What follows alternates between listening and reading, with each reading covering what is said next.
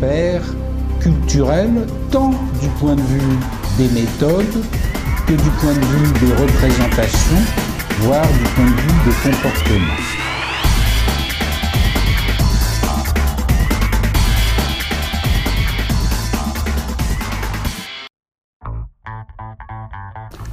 Si l'art a un droit de cité très faible en entreprise, c'est parce qu'il reste à bien des égards énigmatique pour une culture qui privilégie d'abord les processus, les indicateurs, les résultats, et qui n'appréhende pas très bien comment on peut générer des œuvres ou des productions artistiques en dehors de ces normes, de ces processus et de ces indicateurs.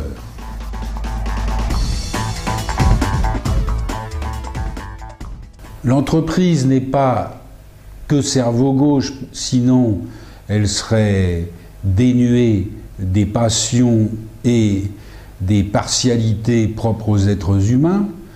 Et l'art n'est pas non plus qu'imagination, invention et découverte, puisqu'il y a des logiques artistiques, il y a des constructions très profondes, mais c'est plutôt en raison du degré d'exigence qui, je le répète, reste énigmatique dans une culture de la norme et du résultat.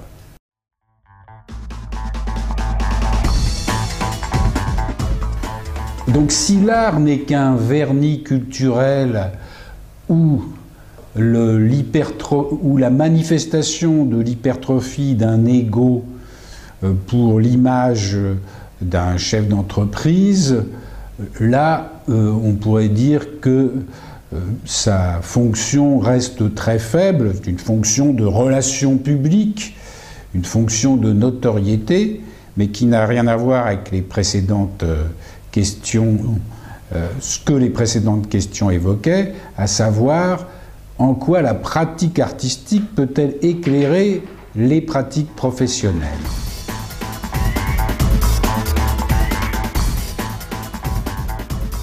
Or, il est très facile de s'inspirer d'une pratique artistique, non pas en la reproduisant, mais en comprenant ses exigences, sa discipline, sa détermination, son opiniâtreté,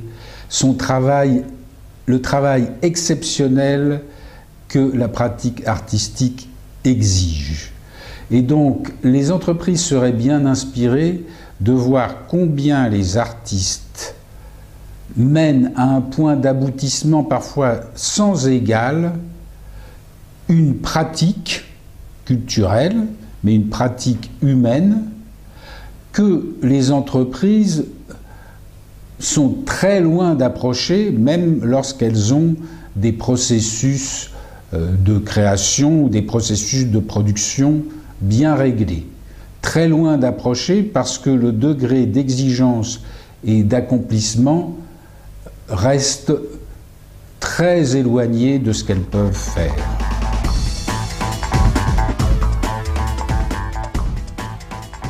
Donc si l'on devait faire entrer l'art dans l'entreprise, ce pourrait être de deux façons. Premièrement, connaître combien la volonté artistique produit d'énergie, de structuration et de résultats. Deuxièmement, combien la pratique artistique permet d'élargir la curiosité, les références et les repères culturels, tant du point de vue des méthodes que du point de vue des représentations, voire du point de vue des comportements. Il ne s'agit pas de dire que les artistes sont professionnellement, humainement exemplaires. Il s'agit de dire que les artistes peuvent parfois servir d'exemple à la mise en œuvre de pratiques aux exigences exceptionnelles.